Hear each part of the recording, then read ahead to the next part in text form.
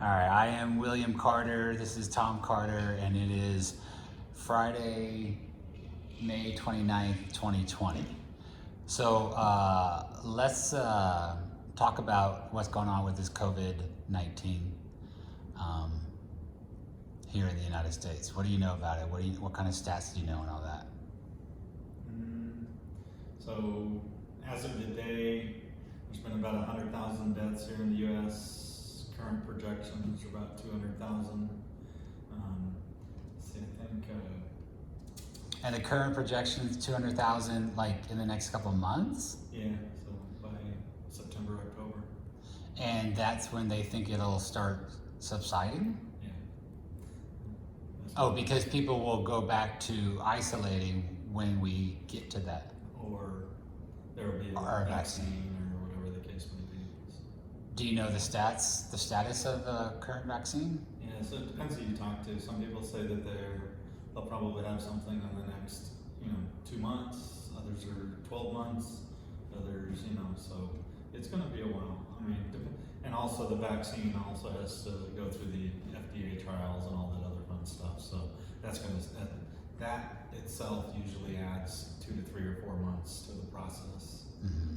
So that's part of the reason it's going to take a while. Mm-hmm. But they may rush it and just, give it out, even though they haven't gone through the whole FDA approval. Do you know general global stats, not just the U.S.? Yeah, so I think we're closing in on 400,000 national deaths. Worldwide deaths. I didn't see the projections there, but I wouldn't doubt if they're double as well. Jeez. So I wouldn't doubt could be a million people worldwide die from this thing by the time that it's all, by the time we have a virus or a vaccine over. All right, so this is the very end of May, and when was the first death that you know of in the U.S.? January. Back in January. Yeah, I think I heard the first death was in California at the end of January or something like that. That was here in the U.S. But in China there was one late December, but they didn't know it was COVID at the time, so it's hard to tell because they didn't really do an autopsy. And what are they saying about where it originated? Wuhan, China. Mm-hmm. It probably came from bats. That's where most of these viruses come from. Politically, there's some people out there saying that China was trying to manufacture a virus to use in a wartime or something like that. But nothing. No, most logical thinkers don't think that's correct. So logically, it probably came from a bat. Yeah. And then so it went from a bat to a person, mm-hmm. which was a new thing. That's why most viruses actually start. From another species. These pandemic type viruses, yeah. Oh, I see. And disgusting. Yeah. So do you know anything about those, what are they called, wet markets or something like that? That in China, they have those where you go and buy live bats and what is it called? Well, they're China's equivalents of farmers markets. But they sell live animals as well as, animals that have just, they were just slaughtered yesterday or this morning. So, they aren't as clean as a typical United States store, that's for sure. So it's a little bit easier for diseases to spread there. And it's speculated that it started from there, in that area. I mean, it started from one of those markets or whatever. That's what they're thinking at this point. Yeah. Huh. That's gross. So how do you, how has this affected you personally and your family? So the camp that we're trying to put together, it's been put off by another year, mostly because of this. Some of that's financial, some of that is just the ability to do things that we need to do to start the whole process. So that's definitely been a significant thing for me personally, just putting off the camp for another year, basically. I personally probably haven't handled it very well psychologically. I've always always thought I was an introvert, but I definitely am getting very, very, very tired of staying home. So, it's been almost 3 months. So. Yeah, but prior to this, how often did you go out? Well, we went out to dinner once or Oh, twice a right. week, and Yeah. stuff like that. Whether it was with Robin or whoever else, and we just don't do that now. I probably won't go out to a restaurant for another 2, 3, 4 months. Right. And for someone who's going out, for argument's sake, let's say 2 lunches and 2 dinners a week, that's a big change. Yeah. And how has it affected your business? So a couple of our clients are going out of business because of it, mostly restaurants and stuff like that, and that stinks. But also a couple of them got sold. So I'm not saying that's COVID-19 related, but definitely took a hit in the checkbook as well. And have you thought about what you would do if you contracted the disease, COVID? I'd probably come down here and go live in the apartment. So. Come down here at the ranch in Dale, Texas. Huh. And do you think you would survive it? I'm in decent shape, a little bit overweight, but generally speaking, I think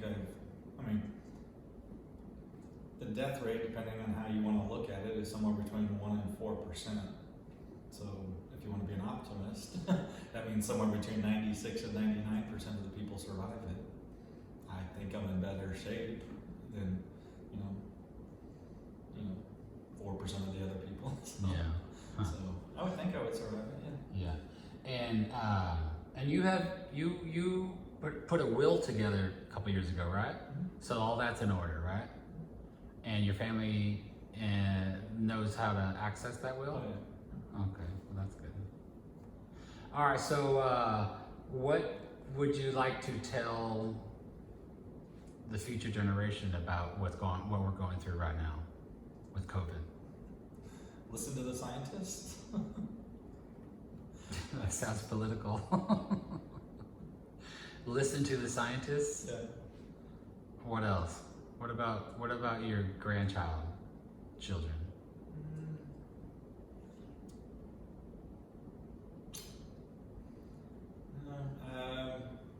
Nothing specific. I think I'll bet you if I had to project out 40 years, for a grandkid to be, mid-30s or something like that at that point, I wouldn't doubt if they go through 2, 3 more of these. Really? I think with this many people in the world, and it's only going to get, bigger, I think that these types of viruses are going to become more and more common, unfortunately. This one has been pretty bad, but we've had the SARS and, some of those other things. This one's just been been much worse as far as number of deaths. But yeah, we've had 3 outbreaks basically in the last 10 or 12 years. But none have been even close to this. Well, in certain places they were worse. Where? Like Asia, Singapore. Singapore's, I think, had more deaths from the SARS than they did from COVID. Oh, right. Oh, and that one in Africa, what was that one? Ebola. Yeah. Ebola, yeah, that's right. So, we have this many people in the world, I just think that it's going to become more and more common, unfortunately. Wow. So, this won't be the last. I can almost guarantee you that. I'm hoping that you don't have to go through this type of thing, because from a financial perspective, this has been horrible for us as a country. Our unemployment rate is basically like it was in 1929 at the Great Depression.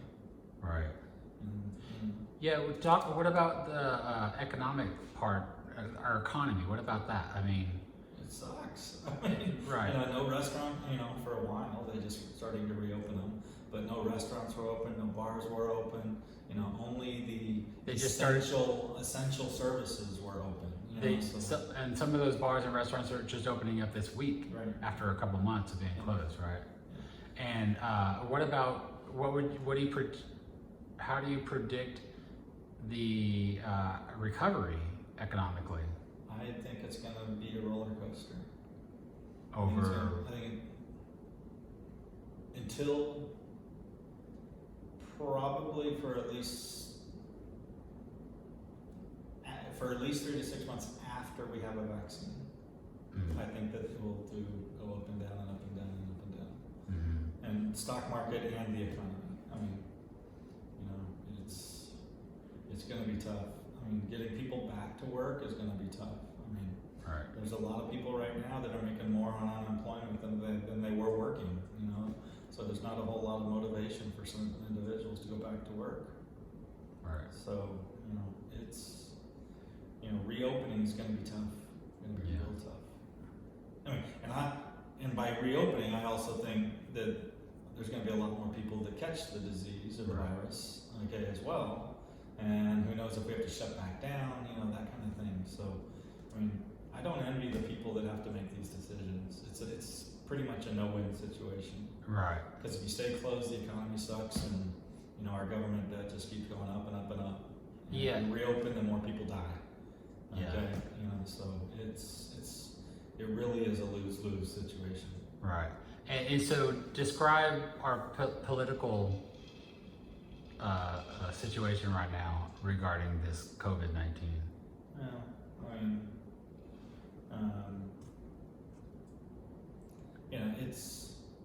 I'm not gonna talk too much of my personal politics on this, but it is dividing our country even more and more. You've got the right that wants to open up for the economy and for freedom of religion and freedom of rights and stuff like that, and it seems like they don't care about how many people die.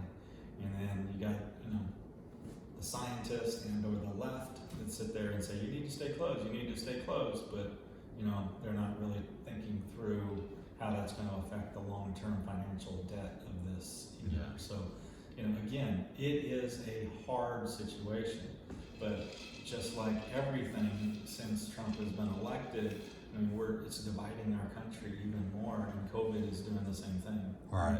And in fact, it's dividing us on steroids in some ways. Yeah. And it'll take probably at least decades to recoup from that, if we do at all. Yeah, it will take a long time. Oh, that's scary. It will take a long time. All right, what else do you want to say about COVID and what our future generations may want to hear about it and how we're dealing with it? I hope you guys don't. I hope I'm wrong and that you guys don't have to live through this. I think you will. But I mean, when you do have the viruses, or when there is another pandemic like this, again, I highly encourage you to listen to the scientists.